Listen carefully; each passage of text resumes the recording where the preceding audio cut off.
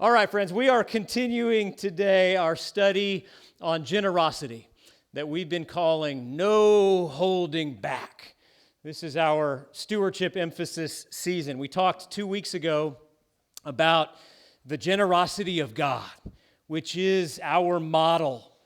It's how we know anything about what generosity really is, by looking at the generosity of God, studying the ways that God has blessed us over the centuries, the way that God continues to bless us today. God is constantly raining down blessing abundant from above. Amen.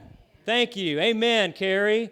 God is constantly raining down blessing abundant all the time. God gives and gives and gives and gives, whether we deserve it or not. And when we tune our hearts to Christ, we can begin to really recognize and perceive that blessing as it flows down upon us. It's hard to do justice with words to the way that God rains down blessing upon us. One of the images that I hold to help me kind of imagine that and process that, have you ever seen a video on YouTube perhaps of somebody who parks their car on the side of the road kind of on a slope and they forget to put it in park and they get out? And what do?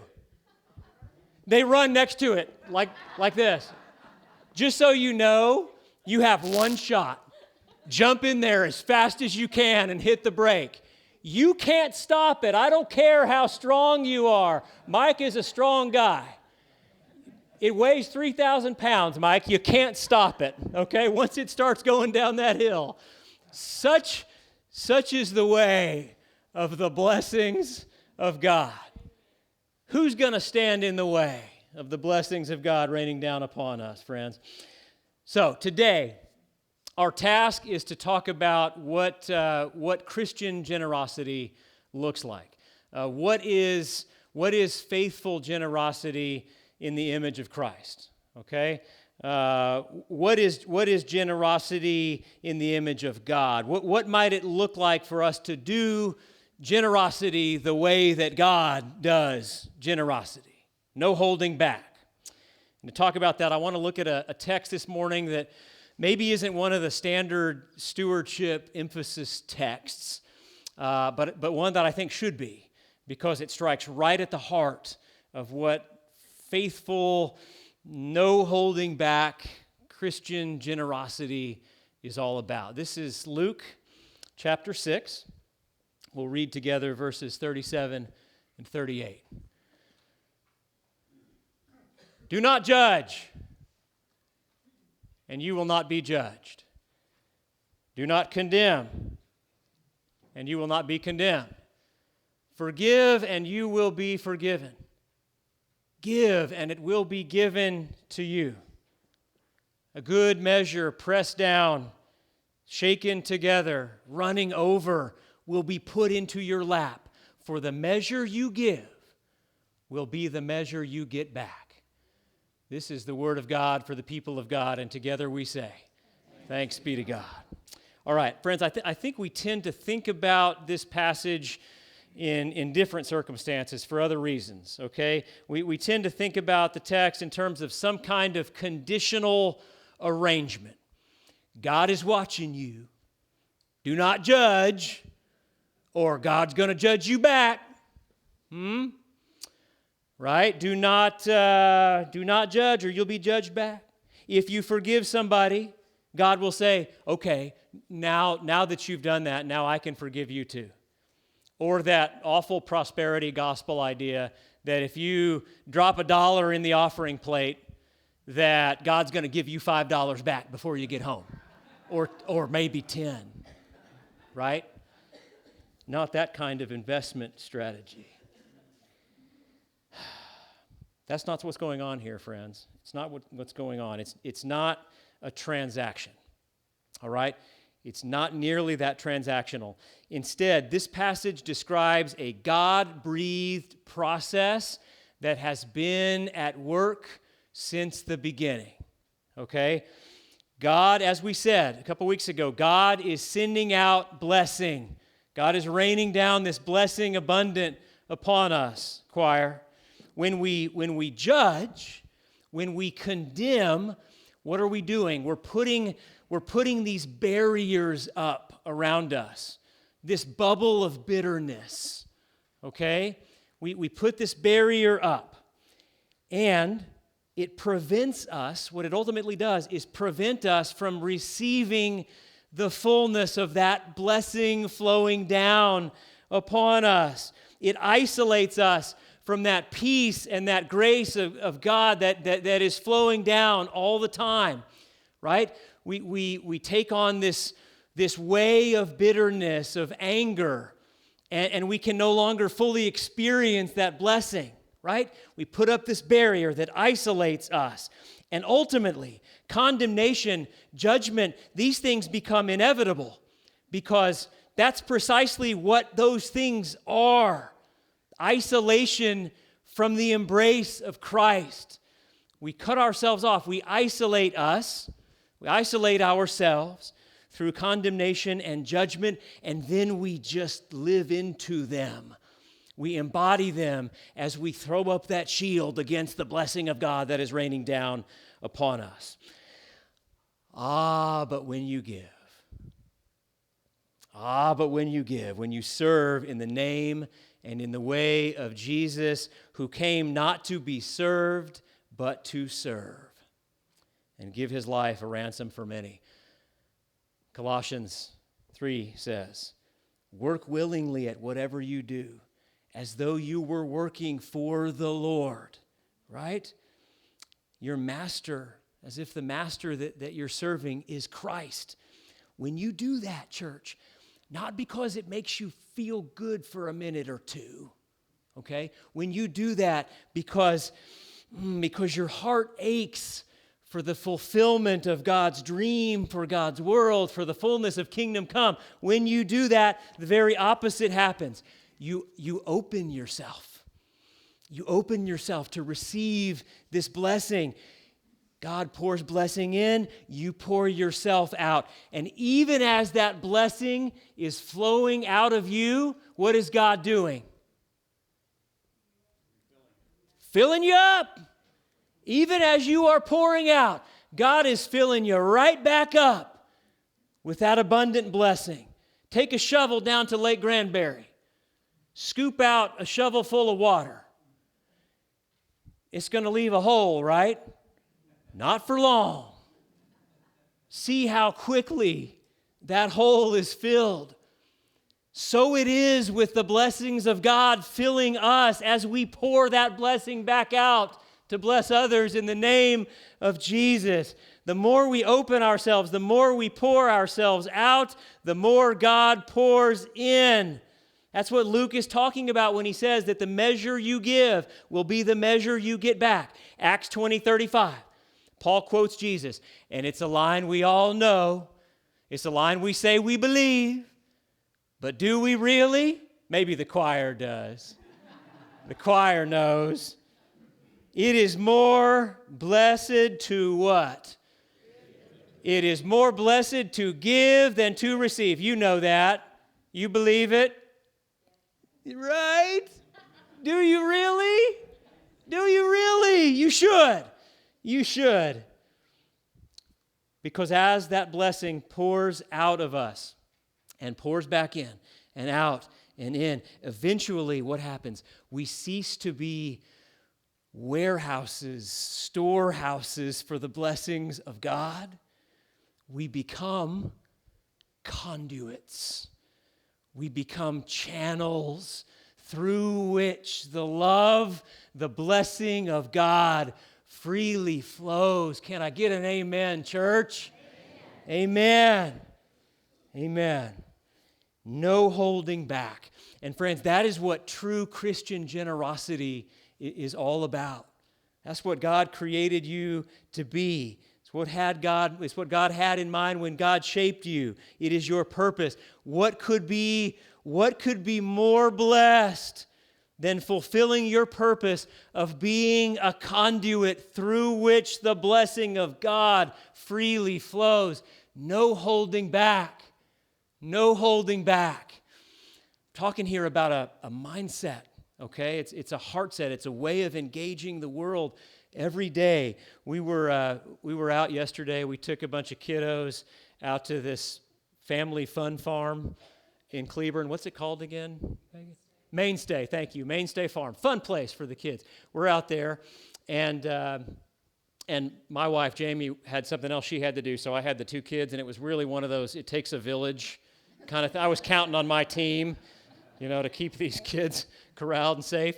But at one moment, I was actually at the bottom of a slide that Rhea Bentz was coming down. Rhea is Katie and Gavin's daughter, okay? She is 5 years old, and she came down this slide, and she'd been up there at the top for a while. The line was pretty long. So she comes down the slide, and I was there, and her parents were over there somewhere. So she got off the slide, and I kind of, took her arm and said, "Hey, Rhea, your mom and dad are over here. Let's go now." And just then, this other little girl got off the slide, girl I'd never seen before in my life. Turns out her name was Emma. And I'm sort of channeling Rhea this way to her parents. And Emma goes, "Excuse me, that's my friend." Whoa. My bad. Sorry. And I love that.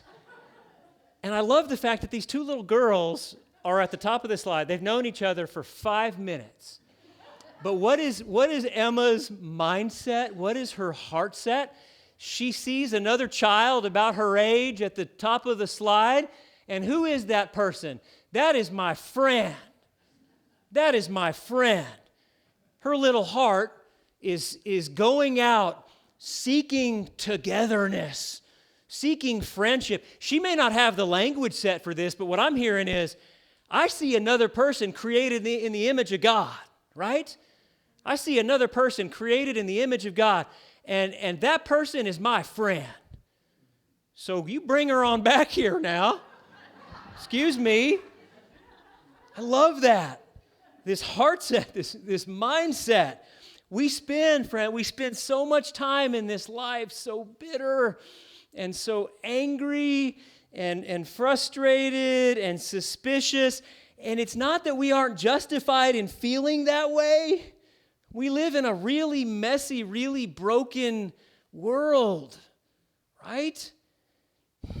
But the unfortunate byproduct of that, if we spend our lives walking around in that, kind of putting those barriers up of judgment and bitterness and fear, the unfortunate byproduct of that is that we pull back, and what do? We turn off the tap. And once we turn off that tap, where does the blessing that God has poured into us stay? Right? We can no longer be these channels, these conduits of God's love and grace and blessing freely flowing down. I'm not saying, friends, that we should be thoughtless in our generosity, that we should just, you guys after church should get in your car and drive down 377, and nobody rolls their windows down like this anymore. I do in my truck, but, roll the window down and just take your wallet and just, throw all your money out the window. That's not what I'm suggesting. We have to be thoughtful. We have to be strategic about how we manage the resources that God has given us, the resources of money and time and energy and intelligence. We're talking about stewardship here, faithful management of these resources. But we can't turn off the tap either. I'm not saying we just throw our money around willy-nilly. What I am saying is that we are called to walk through every day focused not on how we protect what God has given us, right? How we put barriers around it and hold it close and protect it, but on how to put what we have to work. to bless others and to participate in God's building of God's kingdom upon this earth. That's what I'm saying. Every day we are called, like I said, it's a mindset, it's a way of going through each day. Literally thinking about this and praying about this every day. As we encounter people, how is God calling me to be a blessing? How can I use what God has given me to be a blessing right now? I'll tell you this too. That's going to make the world a better place for your neighbor. It's going to be a blessing to you too. It's going to be a blessing to you too. Proverbs 11:24. Some give freely, yet grow all the richer. Others withhold blessing and only suffer want. I mean, there it is, right? Some give freely, yet grow all the richer. Others withhold blessing and only suffer want. It will make you so much more peaceful, so much more joyful, so much more purposeful. If when you come face to face with the brokenness of this world, instead of judging and condemning, you root yourself in the love of Christ, right? You look that person that you encounter in the eye.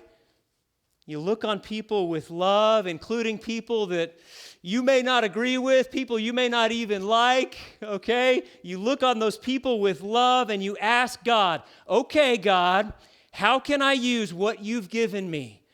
My time, my energy, my resources, my intelligence. How can I use all that you've given me to be a blessing in the image of your Son, Jesus? No holding back. Conduit of the blessings of God freely flowing through you into the world, seeking the kingdom. Friends, there is something happening here at First Christian Church of Granbury, okay? Hard to put a finger on. We're growing, okay?